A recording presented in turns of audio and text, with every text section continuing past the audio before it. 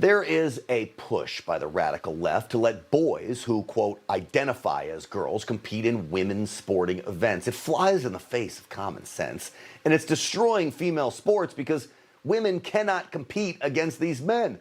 They just can't, due to undeniable physical advantages men have over women. Sadly, when issues become hyper-politicized, common sense gets thrown out the window. Joe Biden's Secretary of Education nominee refused to give a legitimate answer as to if he supports this nonsensical policy that even the Office of Civil Rights declared as unacceptable. Listen.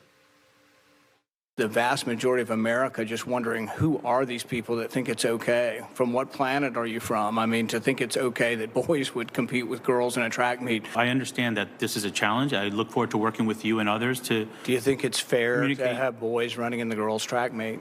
I think it's appropriate I think it's the legal responsibility of schools to provide opportunities for students to participate in activities, and this includes students who are transgender.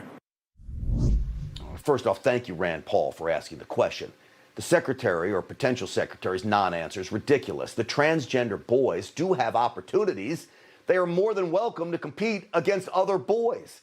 But in Connecticut, where this thing is allowed and is a real problem, the boys running as girls are winning and winning big. But if they were to run against the boys, when you look at their times, most of them wouldn't finish in the top 100 in the state. Bottom line, it's cheating. And young ladies are suffering because of it. Well, joining me now is a mother who's seen her daughter lose on multiple opportunities against biological men. Christy Mitchell is with us. Also joining us, attorney with Alliance Defending Freedom, Christiana Holcomb. Both of you, thank you so much for coming on the program. Thank you for having us. Christy, can I ask you first, what's this been like for your daughter?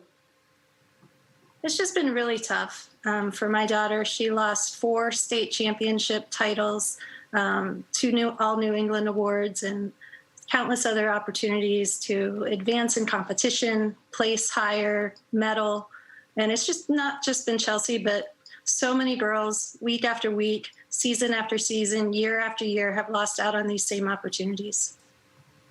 All right, I'm watching the video right here, and it's hard to watch. You can tell it's a boy, and he's just absolutely winning big time here. Christiana, what did you think of the potential Secretary of Education's response to Rand Paul?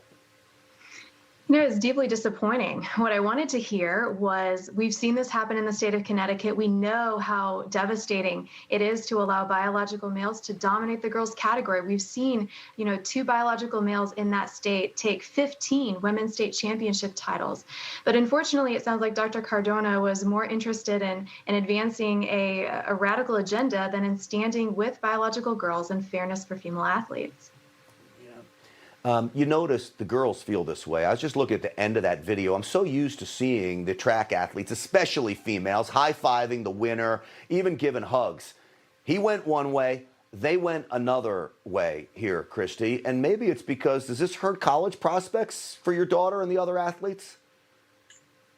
Well, a lot's at stake in these meets that where this has happened. These have all been state championship titles, New England championship titles. So there is a lot at stake. And countless girls, other than just Chelsea, have lost those opportunities. And of course, it impacts your ability to catch the eye of coaches from a recruiting standpoint and so forth. So it's been really tough. Yeah. Christiana, as far as this lawsuit and where it's going now that you have, what's the situation?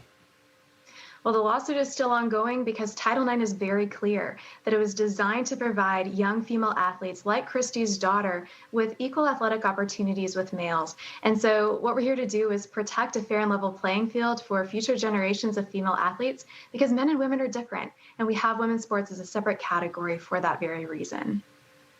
Yeah. Christy, are you upset this has become a political issue? I mean, I don't even know. I have Democrat friends, and they all tell me this is ridiculous. But, it just seems like all common sense has been lost when you talk about issues that are important to those on the left, that something like this would happen.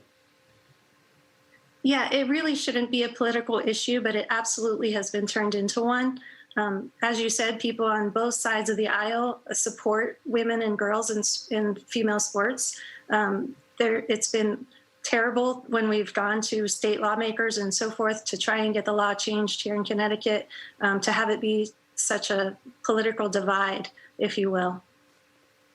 Yeah, well, we wish your daughter and all the other daughters luck and good blessings as they move forward with their career as student athletes. It's a tough one, unfortunately, in Connecticut. And Christiana, I'll give you the last word. What about other states? Where does it stand? I know some states have passed laws, others have not. Yes, approximately a dozen states are currently considering Save Women's Sports bills because lawmakers across the country recognize girls deserve to compete on a fair playing field, and we want to protect women's right to be on the podium, to medal, to earn those championship titles, and to really showcase their talents. So we're optimistic that ultimately we will be able to preserve the integrity of women's sports. Well, my question is, where are the feminists on this? You know, I mean, they seem to be MIA on this debate. Christy Mitchell, Christiana Holcomb, both of you, thank you so much for coming on.